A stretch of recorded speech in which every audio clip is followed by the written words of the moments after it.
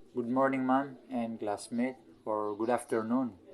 So today, I wanna discuss about building codes and the building requirements.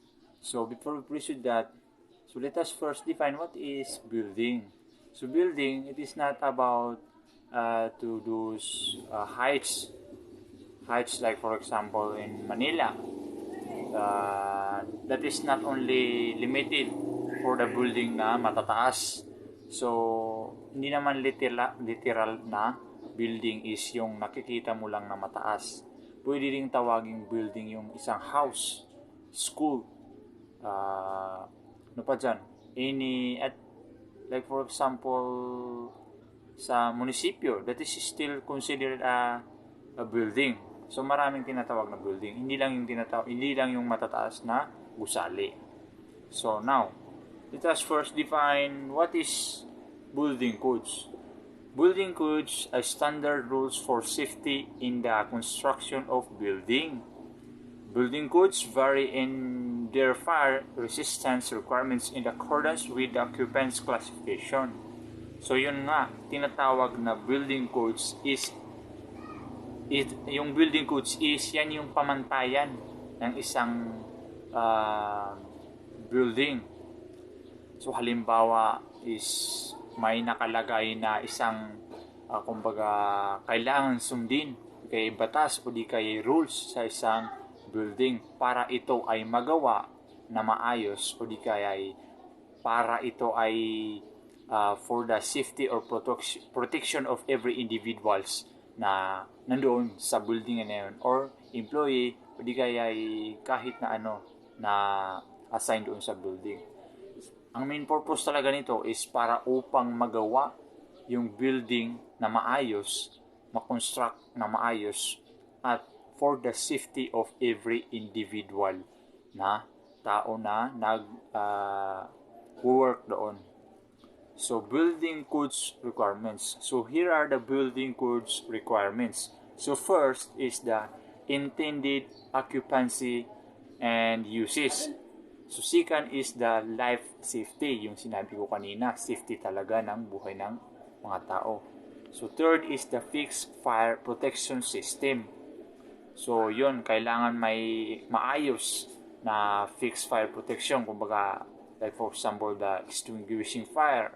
Para kung may mangyari man na sunog inside the building, so maaaring may mga materials or equipment tayo na magagamit upang mahadlangan yung or mapatay yung isang apoy. So fourth is the spacing of structure, and the five is the height requirements, and six is the fire retarding features. So yun yung building codes requirements sa topic na to. So hanggang dito na lang po, ma'am. Maraming salamat and God bless. Good day everyone, and especially for you, ma'am. I am Abdullah Timbol, and my topic I will choose is structural stability. So, structural stability, before the search for hidden fires, the condition of building in the area to be searched should be known. The intensity of the fire during the burning and the amount of water used in its control are the most important factors that affect the condition of the building. Also, the amount of water used determines the additional weight on the floors and walls because of their absorbent qualities.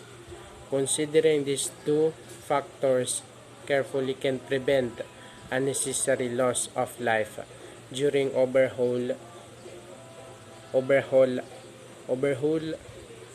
because of building collapse. So, preserving evidence and building cleanup. This is the two factors can prevent unnecessary loss of life.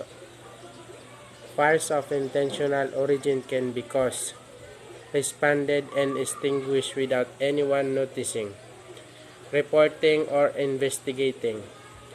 Fire department personnel must be able to recognize the evidence that is sometimes quiet, pronounced during and immediately after the fires. Arson is a peculiar crime because there are usually no complaining witnesses to it. And arson is sometimes as a result of careful planning and considerable preparation, and sometimes it is committed on the spur of the moment. Since firefighters are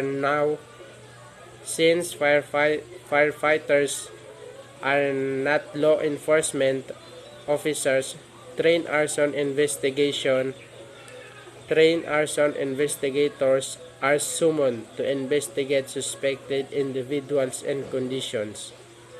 But firefighters are responsible for recognizing and preserving evidence of arson. Without this evidence, a trained investigator is always seriously handicapped.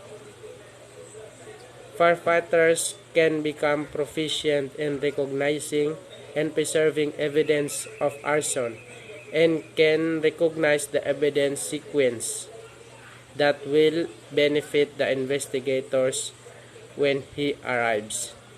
So, maudi ay ang structural stability. So, akong pasabutan ni kay akong nasabtanan ni kay ang structural stability is ito yung mga katibayan ng isang bagay na kinakailangan ay matibay talaga, kasi kung hindi man ito matibay tapos may mga pangyayaring pagkasunog, is madali lang itong mag-collapse at baka isa ito sa maging dahilan ng pagkamatay ng isang tao sa fire incident. For example, kay may sunog na isang gusali at hindi ito matibay at hindi matibay ang pagkakagawa nito. So may possible na magkukulaps agad ang isang gusali at maraming mamamatay na tao dahil sa pag-collapse nito. So good day ma'am and good day classmates. So my topic is step in preserving evidence, all about evidence po. Dayon, my group is group 3, Mr. Nor-eman Ige. So number 1 is protecting and preserving evidence. So keep an evidence where you found it and undisturbed if all possible.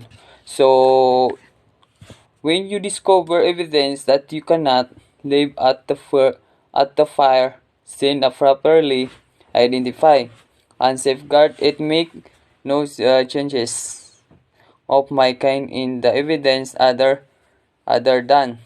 So what is absolutely necessary in the extinguishment of the fire rather. So it is critically important of preserving evidence. Then at the scene of a court associated with my illegal action committed, the RI training school or RITO or ito staff of systematically adhere to guidelines for the protection, acquisition, and preservation of evidence. So number 2 is guarding evidence. So ways to protect evidence remaining the fire scene.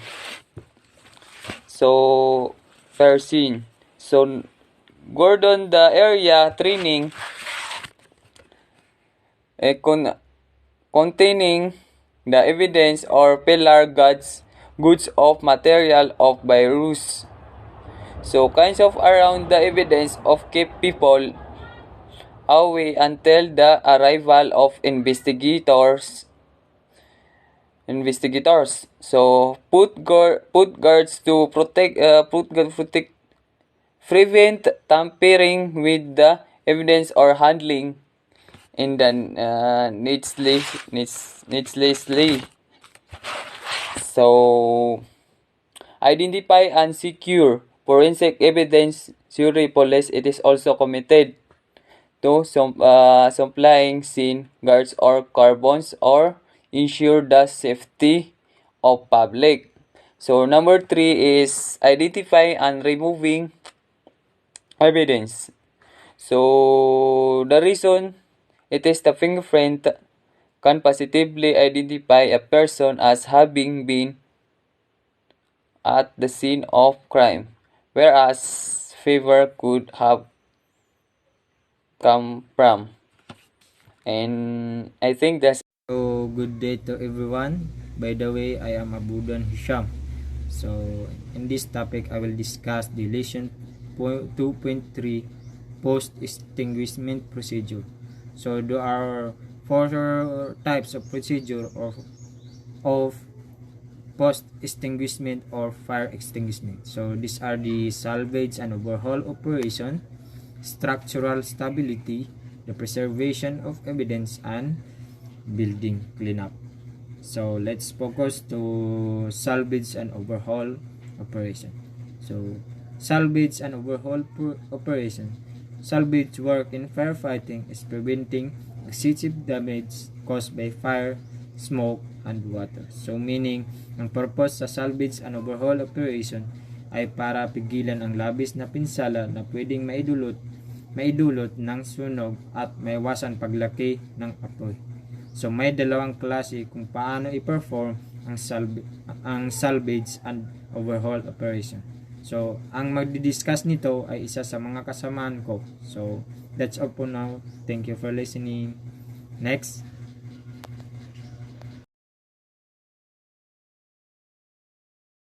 Good morning, ma'am. Good morning, everyone. So, my group is Group 3. My leader is Nor-eman.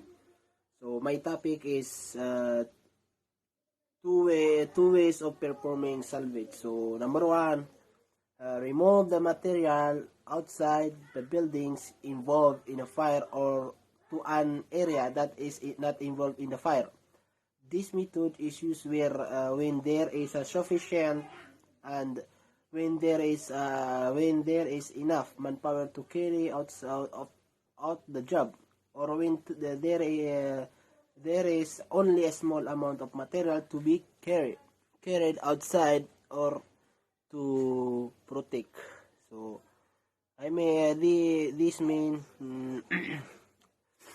these methods show us that if we have time, we can remove things in the house so that the fire does not get worse, and we can protect our material if they can be still protected so that the fire does not get worse.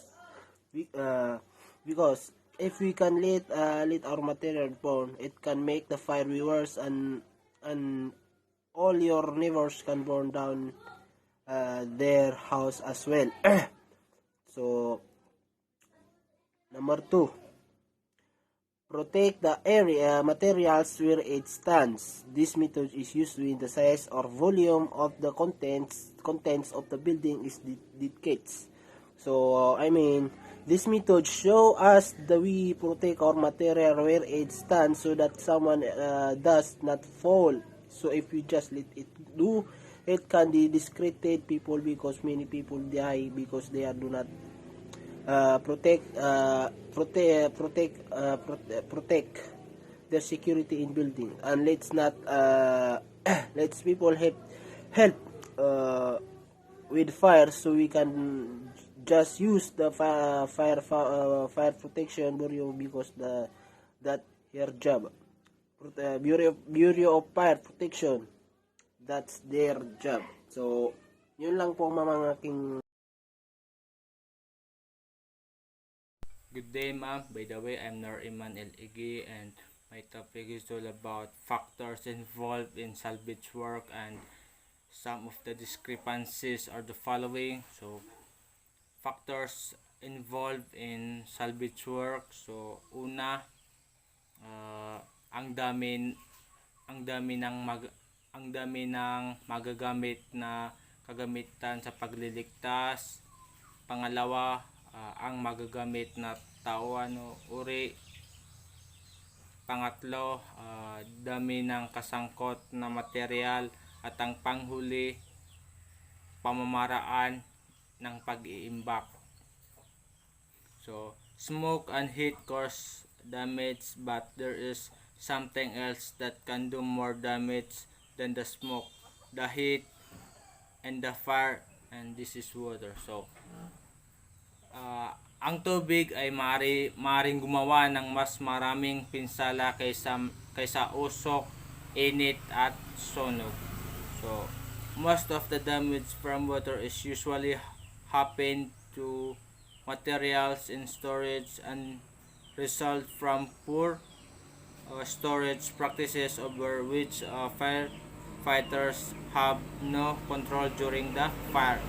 However, frequent inspection by the fire department can uncover such discrepancies beforehand.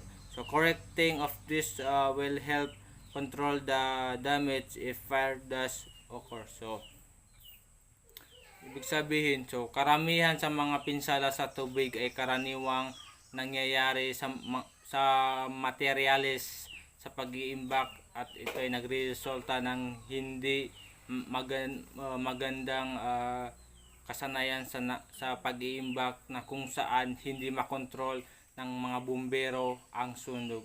So gayon pa man, ang madalas na inspection ng karaniwang kagawaran ng mga bumbero ay maaring ihayag ng maaga ang mga naturang pagkakaiba nito. Ang ilan sa mga pagkakaiba nito ay ang mga una. So material stored directly on the floor where it soaks up water instead of on pallets and skids. Pangalawa, as items stored in containers that weakens when wet. So pangatlo, items on shelves or in bins arranged improperly against the wall, allowing the water to run onto and into the stored material or materials. So una, ibig sabihin, una, ang material na nakaimbak ng direkta sa sahig na kung saan ay sumisipsip ng tubig na sa halip na sa mga palyente at sa mga slide. So pangalawa, so ang mga item na nakaimbak sa mga lalagyan na nagpapahina kapag basa.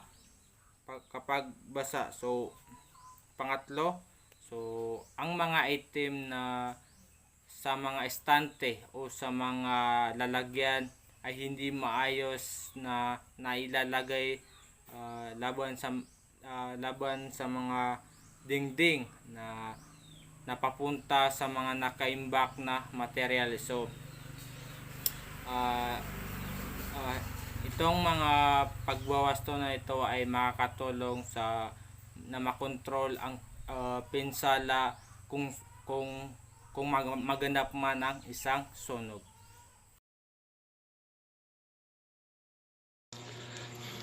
Good evening, ma'am, for video. So for today lecture, we're just going to talk about the methods used to minimize water damage. So kailangan sa panahon ngayon, kailangan ma-check natin yung ating mga katubigan, like gaya ng mga hose na dinadaanan ng mga ruruming mga alikabok. So number 1 po dito, ito yung tinatawag nilang shoe dust. So number 2, salvage cover. These are tarpaulin known as tarps. They are made of cotton canvas material treated with a waterproofing compound. So, kailangan natin ang gamitan ng mga tarpaulins o tinatawag nilang tarps. So, gawa ito sa mga, ito po ay material na tinatawag na cotton canvas. So, mayroon tayong dalawang size to may ito yung tinatawag nilang 2 size of standard salvage cover. Number 1 po dito yung small 12 by feet or fold, and 2 large 14 by 18 feet. So method used for cover: 1-man through technique, a quick way to spread the small salvage cover and protecting material items. Number 2, the counter FEOPS method used for spreading the cover by 2 men. Dito naman tayo sa step to fold the large salvage cover. Number 1, 2 persons position themselves of the corner of one of the largest sides.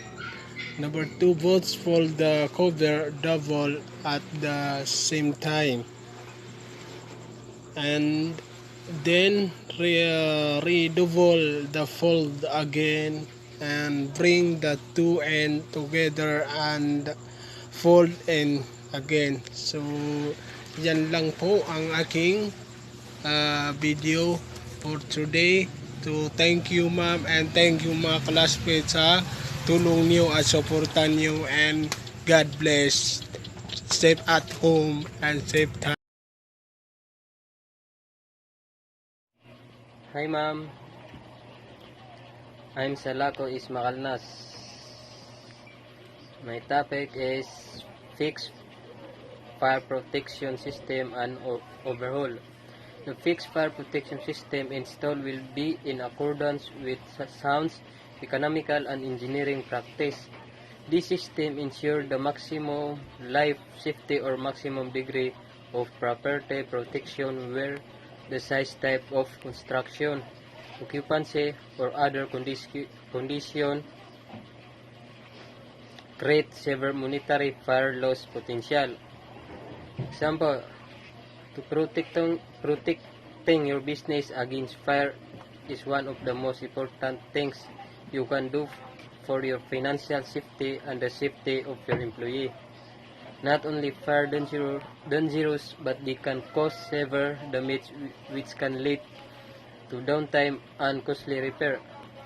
The best way to protect your business from fire, reduce potential damage to the building and its contents, and keep occupants safe is by investing in a fire protection system. Fire protection system include fire suppression, sprinklers, smoke detectors, and other fire protection equipment that work in tandem to protect against fire. It is best to work with a fire protection company that understand the need of your property and provide a variety of integrated protection system. Benefits of fixed fire protection. One of the main benefits of fixed fire protection system is that in the long run, it saves money. Think of business and what investments are made in manufacturing equipment, information technology hardware, and infrastructure. If a fire impact operation for a significant period of time, it could cost a company $1 million. Example, a machine shop that manufactures parts. If the shop were to experience a fire and shut down for multiple days or weeks, the business would suffer immediately. Equipment may need to replace, and valuable contract could be lost. Another benefit is automatic dispatching of emergency service. This system will work to immediately suppress the fire while also notifying the authorities to send emergency professional to your location. Overhaul. This operation involved a complete and detailed check of the structure and material involved in the fire to make sure that every spark and ember has been extinguished and there is no possibility of reignition. Like wet fire sprinkler system, the wet pipe system employs automatic sprinkler attached to a piping system connected to a water supply. The water discharged immediately from sprinkler opened by a fire dry pipe system. Second, dry pipe system. The dry pipe system employs automatic sprinkles attached to piping system containing air or nitrogen under pressure. Third, special hazard fire protection. Special systems are designed to detect and extinguish fire in locations where standard suppression systems are not appropriate or adequate, and etc. That's all, and thank you.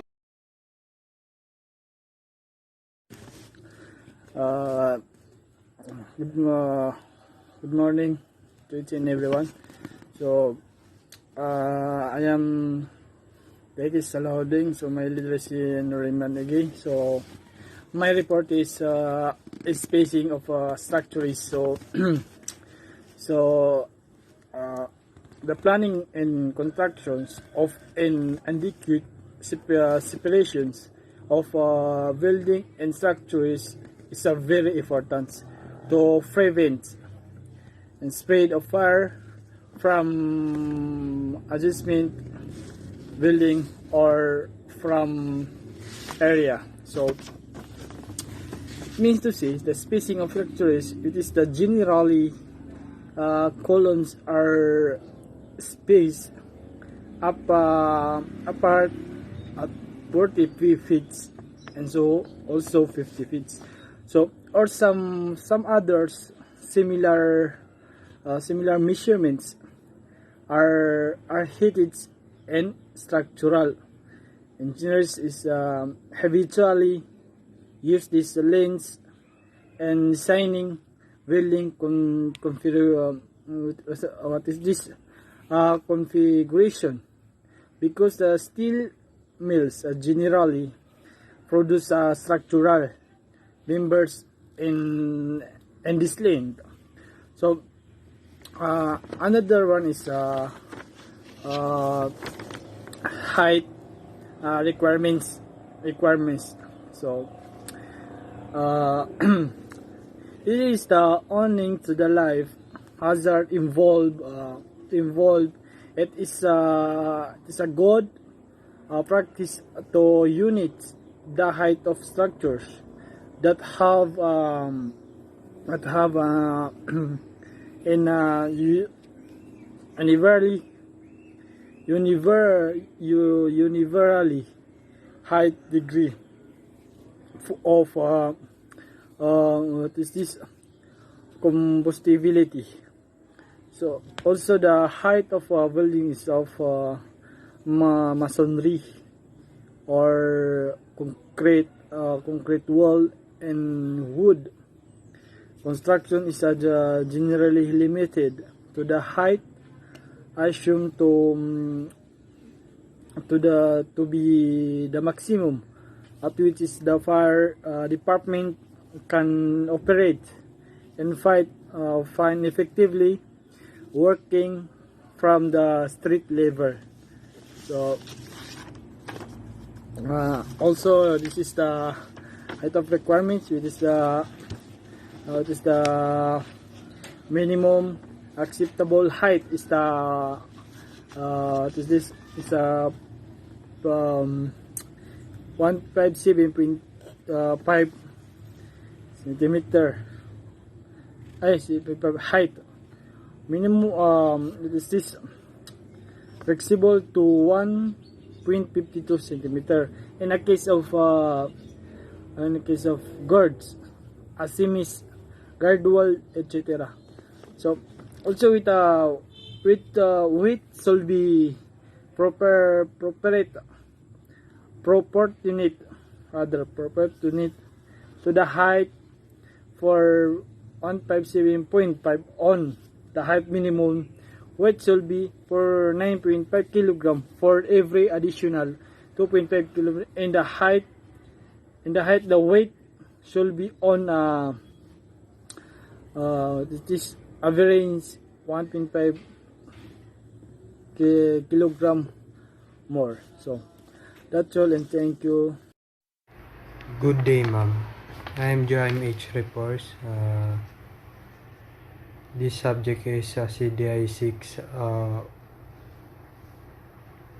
fire. I will discuss the fire retarding features.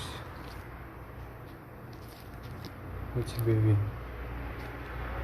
Fire retarding features. While a facility is still being designed, everything possible shall be planned and done to make the facility eventually fire safe. Fire retarding features must be specified in the plans for the safety of personnel, important provision in preventing the spread of fire. Yan nga daw po, yung fire retarding features daw po ay ayon dito ay dapat daw pag nagtayo ng establishmento ay dapat nakaplano ng maayos upang maiwasan daw ang trahedya tulad ng sunog, upang mapag-ingatan ang mga tao o mga mahalagang gamit. The three types to preventing fire. Ano po ba yan? First is yung fire partitions, and firewalls. Simulan po natin sa fire stops. Fire stops. Wood is used as a fire stop. It must be at least 2 inches thick. Concealed space in the building shall be filled with non-combustible material. Fire stop must be inspected during the construction. Dapat daw ay bago magtayo ng gusali ay dapat daw ang mga kahoy na gagamitin ay hindi bababa ng 2 inches ang kapal ng kahoy. At dapat din daw yung mga may mga bakante sa gusali ay dapat lagyan ng mga gamit na hindi madaling nasusunog. At kailangan din daw dapat ay pag-aralan na ang mga imposibleng pagsimulan ng sunog habang ginagawa pa lang.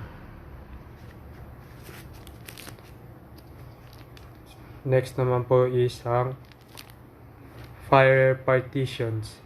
Fire partitions are installed to separate areas of hazardous occupancies from areas of ordinary or light hazard occupancies that resist the passage of fire from one area to another. Fire partition must be constructed to have fire resistant ratings of 1 or 2 hours. The degree of fire resistance will be governed by the following factors.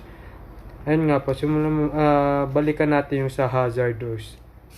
Ano po ba yung hazardous? Yung hazardous po ay yung may isa pa pong word yan na danger. Yun po yung danger na tinatawag. Yan nga po, dapat daw ay ang pagplanuhan ang mga pasilidad na pwedeng pagtransferan ng sunog. Halimbawa ay ang mga wiring o kaya kawin na dingding upang hindi tumagal ng 1 o 2 oras ang pagpatay ng sunog kung magkaroon man. Ito po yung mga following factors ng Yan po is first is type of building construction.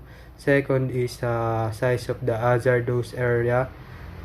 Number 3 is the severity of the fire hazard. Next naman po is ang firewalls. Firewalls are installed for the purpose of preventing the passage of fire from one building to another or from one fire area of a building to another area.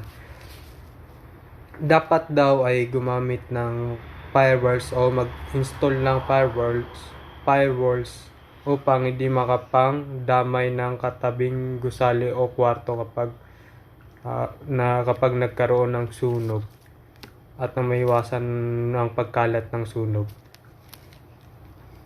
Firewalls must have a parapet with a minimum height of 3 feet above the roof for all types of roof construction except roof top floor assemblies with a minimum fire resistance rating of 2 hours and the building that have 2 feet beyond the one building. Yun nga daw po, ano po dito is dapat daw ay may distansya ang dingding at ang bubong upang makaiwas sa pagkalat at yung distansya na po yun is 3 feet. And then dapat daw po yung kung nari may magkatabing building, dapat daw po ay distansya nila is 2 feet upang hindi daw po pagsimulan ng sunog or pagkalat pala ng sunog. Yun lang po ma'am, and thank you ma'am, and God bless.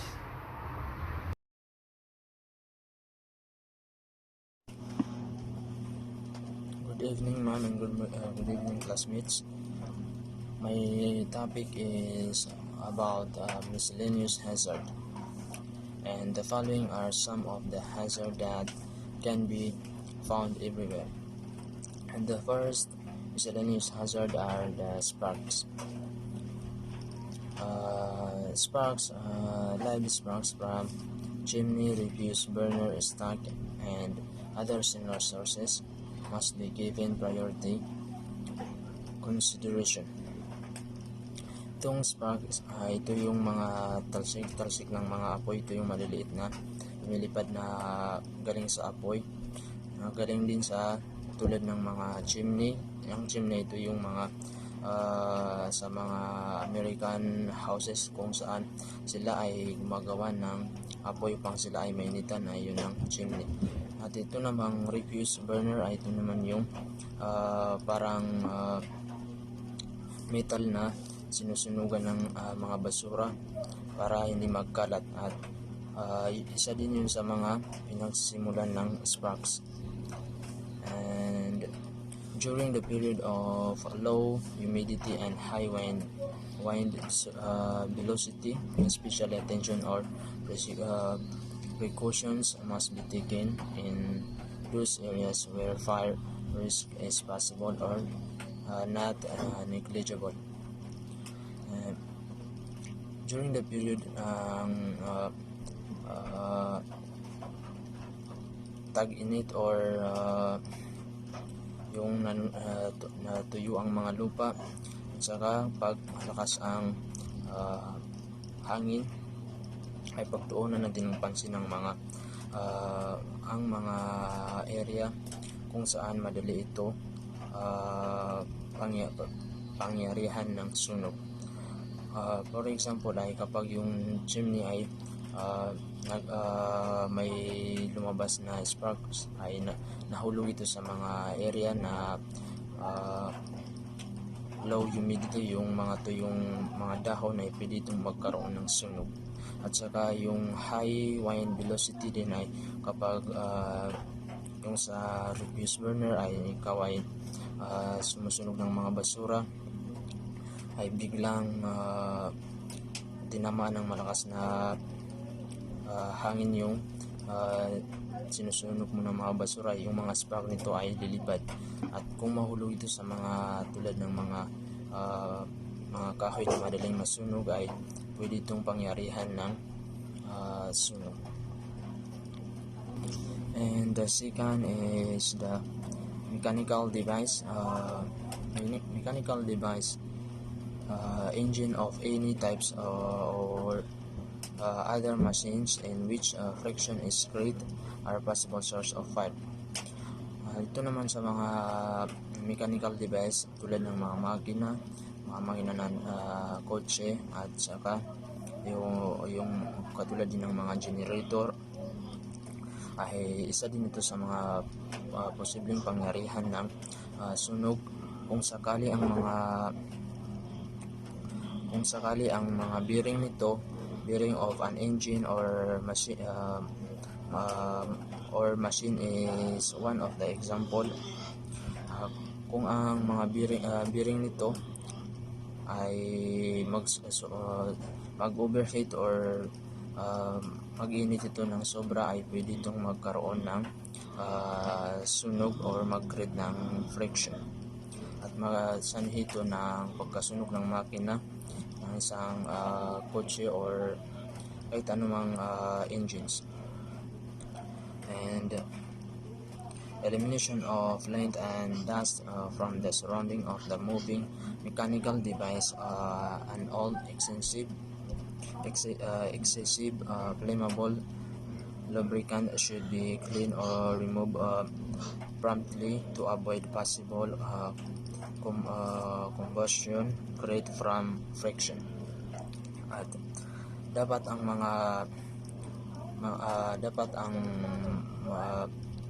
makinang palagi natin ginagamit ay dapat ito ay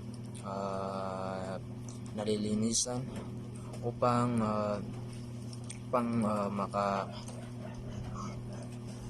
makaiwas tayo sa anumang combustion na nangyayari dito na nagdudulot ng friction. And grinding wheel and other sparks producing equipment are frequent cause of fire and should not be allowed in areas where might contain a highly flammable gas or vapor. Isa sa mga halimbawa nito, magandang halimbawa ay ang grinding wheels. Ito yung ginagamit ng mga engineer para pangginisin ang bakal. Yung mga sparks na natatapon doon ay kung ito ay mahulog sa mga area na madaling pangyarihan ng sunog, ay maaari itong magdulot ng sunog or yung dapat ito ay malayo din sa mga flammable gas or vapor. Dahilan nito sa yun ay mainit yung kung mahulog yun sa isang gas or gas vapor, ay maaari itong magdulot ng sunog. And yun lang po ang aking report, ma'am. Thank you.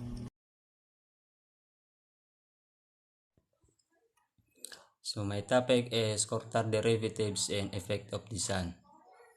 So Coulthard derivatives in both crude and refined form are being used quite extensively. Dyes, medicines, and explosives are manufactured from these Coulthard products. Since Coulthard derivatives are hazardous, many fires and explosions have been caused by carelessness. The preparation, handling, and storage of this material require the same precautionary methods and do gasoline, benzene, and similar flammable liquids. So, effect of the sun. The sun is frequently responsible for fires. Thought is usually assisted by man-made implement.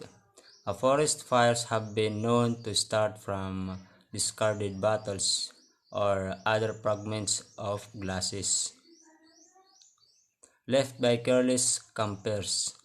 The sun rays shining through a piece of glass, which may be ideally curved and placed as to act as a lens, are concentrated so as to ignite a piece of paper. Similarly, contents can be ignited by a window pane containing a bubble or some other irregularity. Fire may also result from the sun's shining through such things as laboratory flasks, fish bowls, water bottles, and concave mirrors, which reflects heat. The sun also contributes to spontaneous heating, thus aiding ignition. The possibility that the sun will start a fire is somewhat remote. However, when we consider the numerous conditions which may create these so-called freak fires and the fact that any of them may completely destroy a building, we realize that this possibility is given careful consideration. So that's all my topic, ma'am.